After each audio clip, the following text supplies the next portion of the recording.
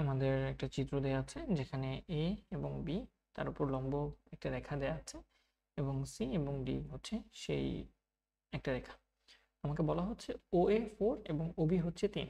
তার মানে ও এ এই দূরত্বটা হচ্ছে 4 একক দূরত্ব এবং ওবি এই দূরত্বটা হচ্ছে আমাদের 3 একক দূরত্ব। তাহলে আমরা এ বিন্দুর স্থানাঙ্ক বলতে পারি 4,0 এন্ড বি বিন্দুর স্থানাঙ্ক বলতে পারি 0,3।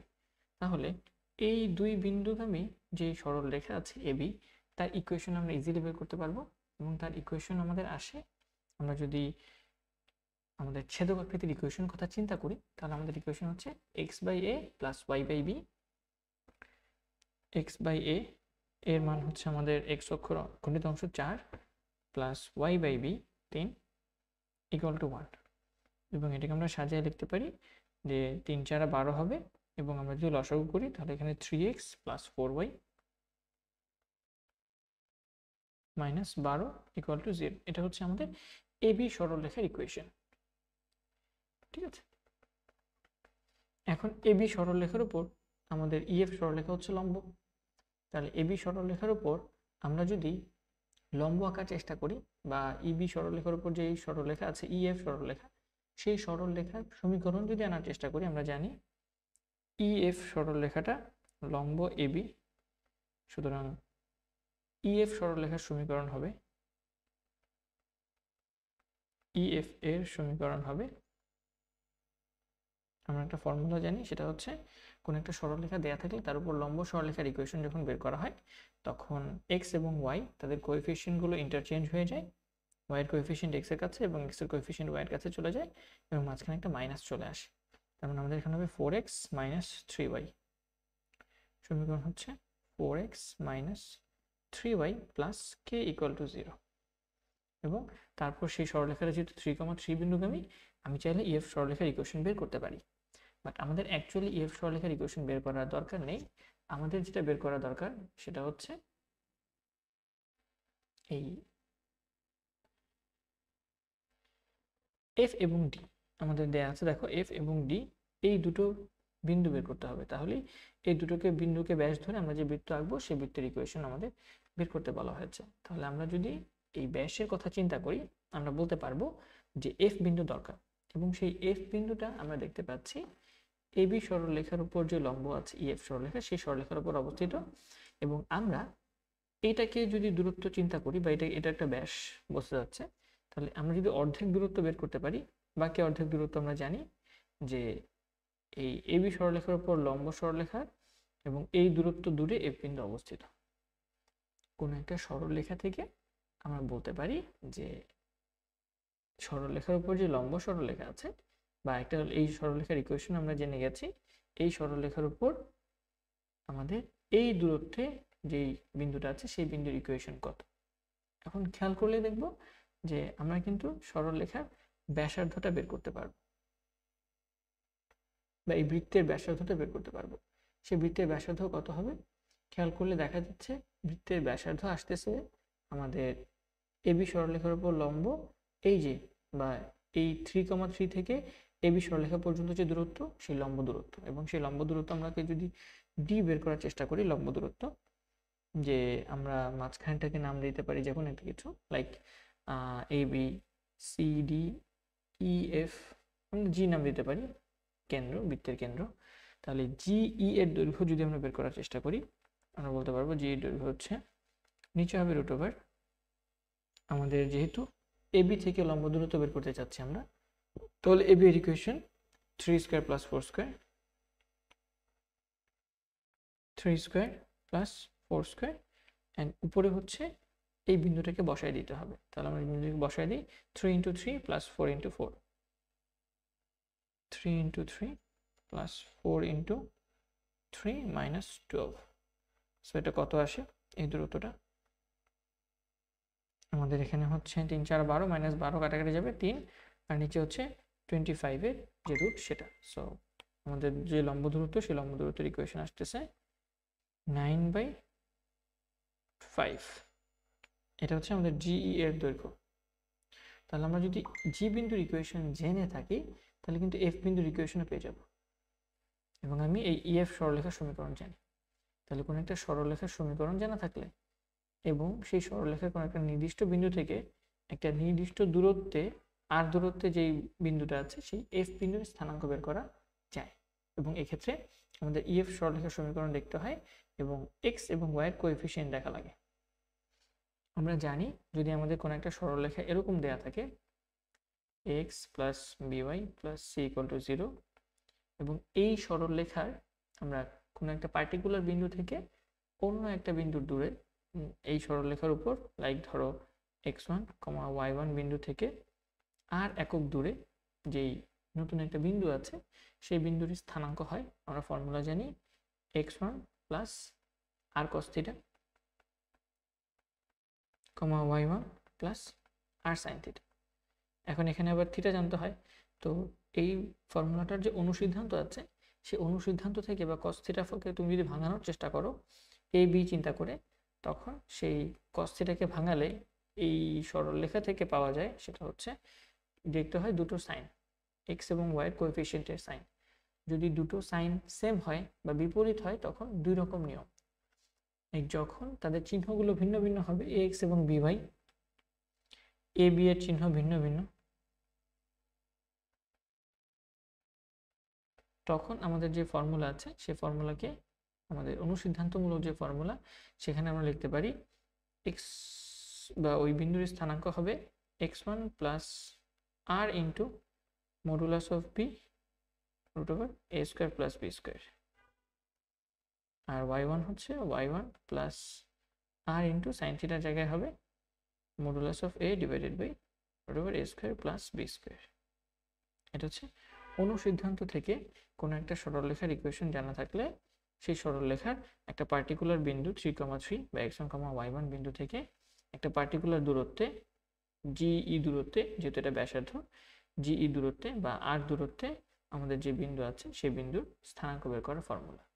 সুতরাং আমরা বলতে পারি, সুতরাং আমাদের বলা যায় যে এফ বিন্দুর স্থানাঙ্ক হবে x1, এখানে x1 কত আছে 3,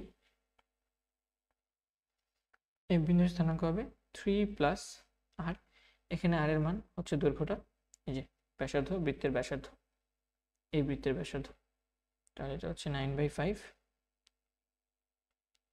ইন্টু বি। এখানে বি এর মান কত, cos থিটার জায়গায় বি হবে modulus of B, so B এর মান তো হচ্ছে -3, সো মডুলাস অফ বি মান হচ্ছে modulus of -3 divided by root over 3 square plus 4 square, comma কোটি হচ্ছে y1 মান হচ্ছে এখানে 3 প্লাস আর এর মান হচ্ছে বৃত্তের ব্যাসার্ধ, এই যে কতটুকু দূরে যাচ্ছি এই বিন্দু জানি, এই বিন্দু থেকে আর বৃত্তের ব্যাসার্ধ পরিমাণ দূরে এফ বিন্দুর স্থানাঙ্ক বের করতে চাই এই সরলরেখার উপর। তাহলে আমাদের y1 হবে 3 plus 9/5 into modulus of A, modulus of A মানে এক্স এর সহগ, so modulus of 4 divided by root over 3 square plus 4 square. এবং এটাকে করলে আমরা যদি গুণ করার চেষ্টা করি আমরা দেখতে পাচ্ছি আমাদের 3 আর 9, 3 9 27, নিচে থাকতেছে root over 3 square plus 4 square মানে 25 আর 5 হচ্ছে রুট ওভার 25, রুট ওভার 25 এর রুট হচ্ছে 5, সো 5 5 25, আমাদের এখানে থাকে 25 আর উপরে হচ্ছে 3 9 27, তো 27/25 তার সাথে 3 যোগ করা লাগতেছে, তো 27/25 এ 3 যোগ করলে আমরা যদি লসাগু করার চেষ্টা করি নিচে 25, 3 25 এ 75 যোগ 27, তার মানে উপরে থাকে আমাদের 102, নিচে হচ্ছে 25, কমা এখানে কি হচ্ছে আমাদের 9, নিচে হচ্ছে 5 5 25 থাকবে আর উপরে হচ্ছে 4 9 36, তার সাথে যদি লসাগু করি আমি 3 25 এ 75 যোগ 4 9 36, 75 আর 34 যোগ করলে 111, সো আমাদের এখানে আসবে 111/25। সিম্পল, জাস্ট লসাগু করে ফেলছি। হ্যাঁ, লসাগু করে ক্যালকুলেশন করলে দেখা যাচ্ছে এফ বিন্দুর স্থানাঙ্ক পেয়ে গেছে। এখন যদি এফ বিন্দুর স্থানাঙ্ক পেয়ে যাও আমাদের ডি বিন্দুর স্থানাঙ্ক লাগবে। সেই ডি বিন্দুর স্থানাঙ্কটা কিভাবে পাওয়া যায়, আমরা অলরেডি আমাদের এবি সরলরেখার সমীকরণ জানি, যেহেতু এবি সরলরেখার সমীকরণ আমরা জানি আমরা কিন্তু ইজিলি বলতে পারবো যে এবি সরলরেখার সমান্তরাল রেখা হচ্ছে আমাদের এই সিডি সরলরেখা, এবং এই সিডি সরলরেখাটা অবশ্যই এফ বিন্দু দিয়ে যাচ্ছে। এফ বিন্দু দিয়ে যাচ্ছে, তাহলে তুমি ইজিলি এবি সরলরেখা বা সিডি সরলরেখার ইকুয়েশন পেয়ে যাবে। এবি এর সমান্তরাল সিডি সরলরেখার সমীকরণ হচ্ছে, আমরা বলতে পারি যেহেতু এবি সমান্তরাল সিডি এবং আমরা এবি ইকুয়েশন জানি, সুতরাং সিডি এর সমীকরণ হবে হুবহু এবি সমীকরণ, বাম পাশে 3x + 4y, অপর পাশে 3 × x এর মান মানে f এর যে স্থানাঙ্ক আছে সেটার ভুজ 102/25 + 4 × 111/25।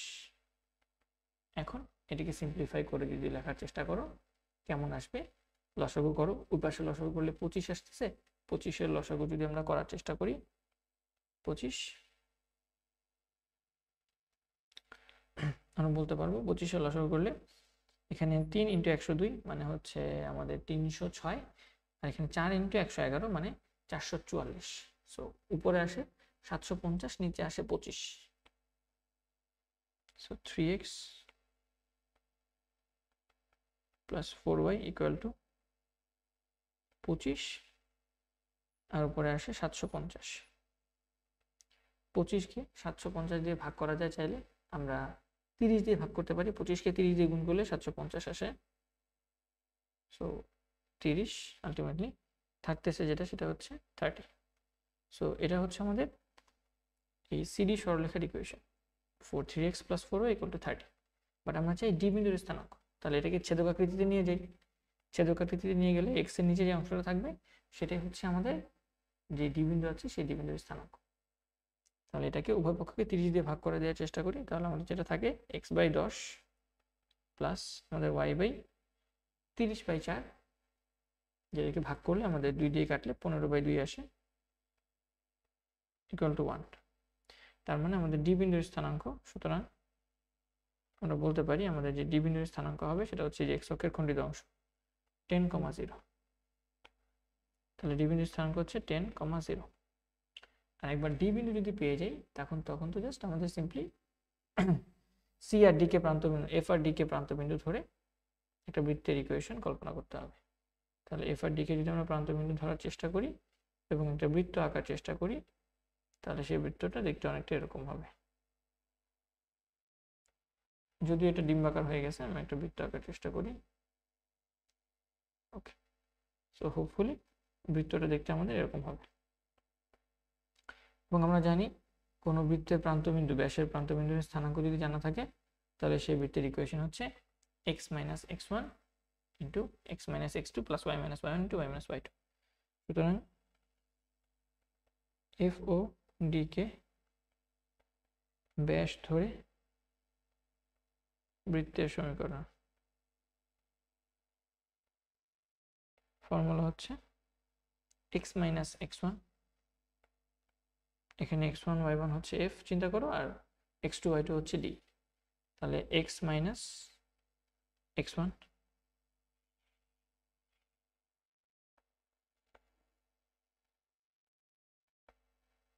× x - x2 হচ্ছে আমাদের 10 প্লাস y - y1 হচ্ছে আমাদের 111 ইন্টু y - y2 হচ্ছে আমাদের 0 = 0। তাহলে এটাকে যদি এখন লসাগু করার চেষ্টা করো, এখানে আসবে 25, তাহলে 25x - 102, অ্যান্ড ওইদিকে আসবে হচ্ছে আমাদের 25 × y - 111। তার সাথে আমাদের এখানে y গুণ আছে, সো y² - 111y, আর এখানে আসবে হচ্ছে আমরা বলতে পারি x - x10 × x - 102। যে দুইটাকে যদি গুণ করার চেষ্টা করি তাহলে বড় একটা মান আসবে, সেই মানটাকে তুমি তোমার মতো করে লিখে দিতে পারো, ঠিক আছে। বাট আমরা একটু সিম্পলিফাই করার চেষ্টা করি লাইন বাই লাইন। পরের লাইনে কি আসবে? সো প্রথমত x আর x² গুণ হবে, x গুণ হবে, এটা হয়ে যাবে x² মাইনাস 102/25 × x আর মাইনাস 10x। তাহলে x যদি আমি কমন নেওয়ার চেষ্টা করি তাহলে 102/25 আর 10কে যোগ করতে হবে। সো আমি -x কে কমন নিয়ে নিই, তাহলে 102/25 যোগ 10, তারপর আমাদের এখানে কি আছে -10 ইন্টু -102/25, যেটাকে গুণ করলে আমরা পাচ্ছি 10কে 5 দিয়ে কাটাকাটি করা যায়, 5 5 5 25, 5 দুগুণে 10, 2কে 2 দিয়ে 102 দিয়ে গুণ করলে 204 বাই আমাদের নিচে আছে 25, সো 204/25 প্লাস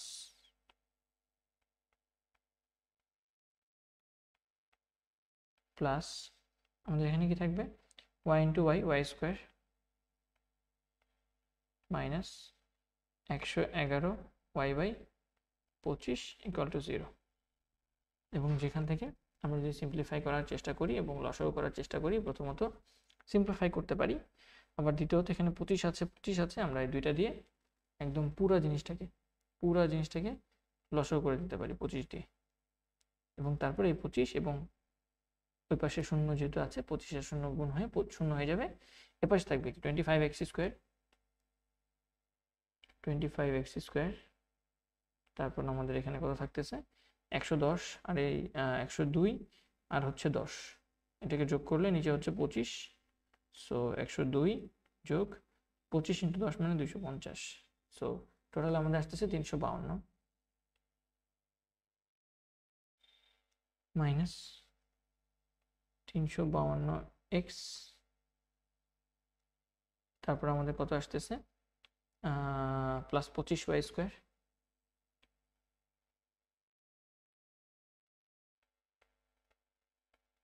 তারপর আমাদের এখানে আসতেছে -111y,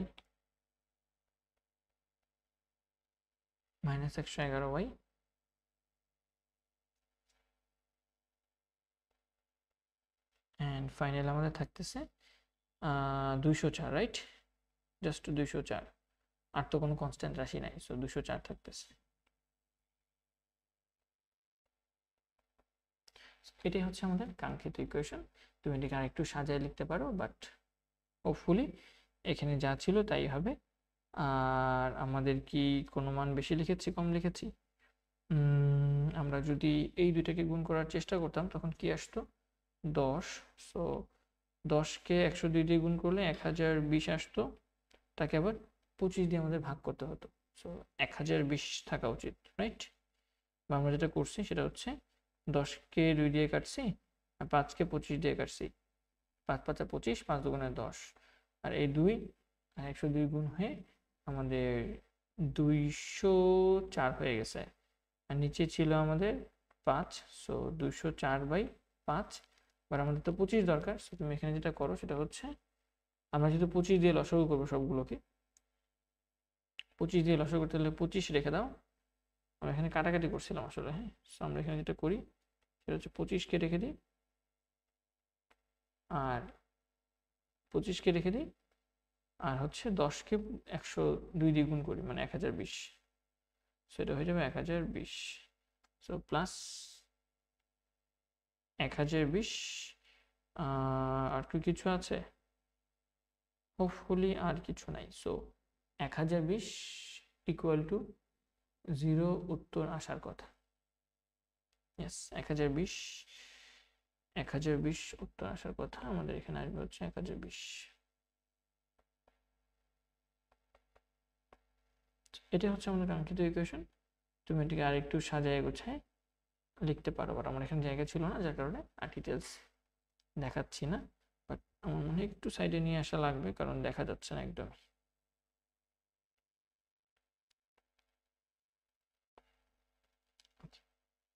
এটা হচ্ছে আমাদের মেইনলি অ্যাকচুয়াল যে অ্যান্সার আছে সেটা।